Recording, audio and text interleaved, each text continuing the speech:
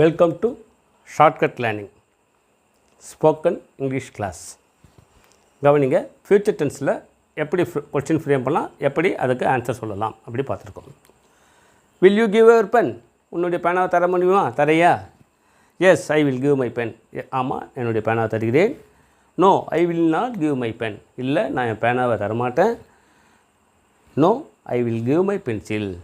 நான் என் பேனாவை தரமாட்டேன், என் பென்சிலை கொடுக்குறேன். இது பாசிட்டிவ். இதே நெகட்டிவாக கொஸ்டின் பண்ணுறோம்.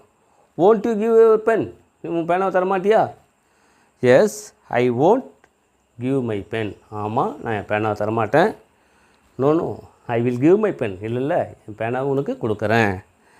அப்படி இல்லைன்னா yes, I will give my pencil. ஆமாம், நான் பேனாவை தரமாட்டேன், பென்சிலை கொடுக்குறேன்.